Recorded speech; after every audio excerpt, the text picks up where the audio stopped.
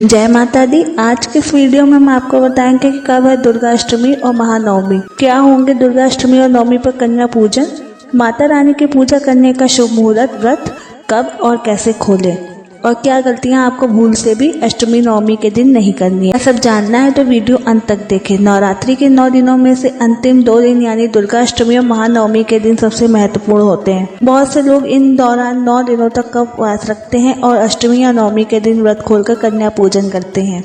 ऐसे में आइए जानते हैं कि इस साल शारदीय नवरात्रि की अष्टमी और नवमी तिथि कब है। इस साल शारदीय नवरात्रि में महाअष्टमी इस दिन संधि पूजा भी की जाएगी। इस बार अष्टमी की तिथि 10 अक्टूबर 2024 दोपहर 12:31 से शुरू हो रही है और यह अष्टमी तिथि 11 अक्टूबर 2024 को दोपहर 12:06 पर समाप्त हो जाएगी। इसके बाद नवमी की तिथि लग जाएगी। इस बार शारदीय नवरात्रि में सप्तमी और अष्टमी एक ही दिन है जो 10 अक्टूबर को है। शास्त्रों के अनुसार नवरात्रि में जब सप्तमी और अष्टमी का दिन एक साथ हो तो दुर्गा अष्टमी का व्रत उस दिन नहीं करना चाहिए, इसे निषेध माना गया है। इसलिए इस साल 11 अक्टूबर 2024 को ही अष्टमी और नवमी दोनों मनाई जाएगी। यानी अष्टमी और नवमी पर व्रत रखने वाले लोग 11 अक्टूबर को ही व्रत रख सकते हैं। इस बार दुर्गा अष्टमी 2 दिन तक मनाई जाएगी यानी 10 और 11 अक्टूबर। इसलिए आप 11 अक्टूबर को ही अष्टमी व्रत रखने के साथ साथ 11 अक्टूबर को ही कन्या पूजन कर सकते हैं।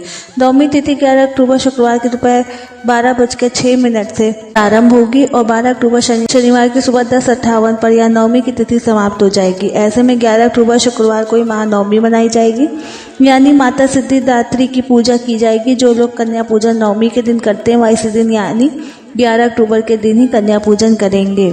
12 अक्टूबर 2024 को विजयादशमी मनाई जाएगी और नवरात्रि व्रत का जो पारण किया जाता है और कलश का विसर्जन किया जाता है वह सब 12 अक्टूबर 2024 शनिवार के दिन किया जाएगा। दशमी तिथि 12 अक्टूबर को सुबह 10:58 से प्रारंभ होगी और 13 अक्टूबर सुबह 9:08 पर दशमी तिथि समाप्त हो जाएगी। आइए अब जानते हैं अष्टमी नवमी की पूरी पूजा विधि। इस दिन सुबह जल्दी उठकर स्नान करें, फिर पूजा के स्थान पर गंगा जल डालकर उसकी शुद्धि कर लें। घर के मंदिर में देशी घी का दीपक प्रज्वलित करें, फिर माँ दुर्गा का गंगा जल से अभिषेक करें।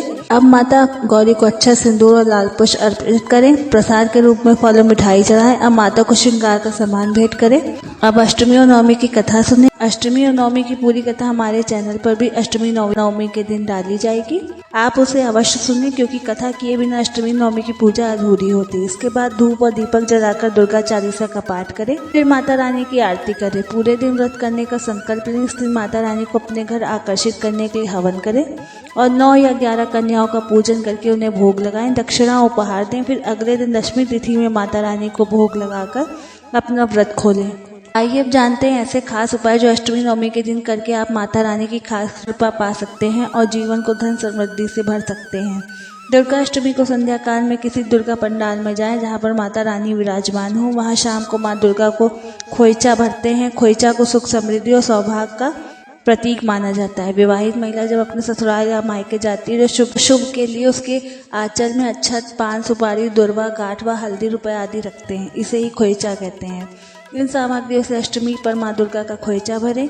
दुर्गा अष्टमी पर माता को अपने घर आकर्षित करने के लिए घर में अखंड दीपक जलाएं और कीर्तन करें। अष्टमी के दिन 5 प्रकार के सूखे मेवे लाल चुनरी में रखकर माता रानी को अर्पित करें। माता रानी के मंदिर में लाल रंग की ध्वजा अर्पित करें। अष्टमी के दिन माता रानी के मंदिर में मखाने बताशे के साथ सिक्के मिलाकर माता को अर्पित करें और अष्टमी पर माता को माल पुए और खीर का भोग लगाएं। अष्टमी के दिन सुहागन को सुहाग की सामग्री दान करें।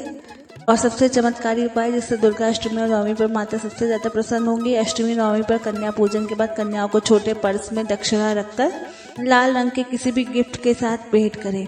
अब जानिए कुछ ऐसी गलतियां जो आपको दुर्गा अष्टमी और नवमी के दिन नहीं करनी है। पहली गलती से भी नवरात्रि व्रत और पूजा के बाद अष्टमी नवमी के दिन कन्या भोजन कराना ना भूलें। जब कन्या पूजन खत्म हो जाए तब व्रत खोलें। दूसरी गलती, दिन या दोपहर के समय अष्टमी नवमी पर ना सोएं। तीसरी गलती, अष्टमी नवमी पर स्त्रियों को काले या नीले या स्लेटी रंग के कपड़े नहीं पहनने चाहिए। अष्टमी के दिन लाल, पीला, गुलाबी, हरा जैसा शुभ रंग ही पहने।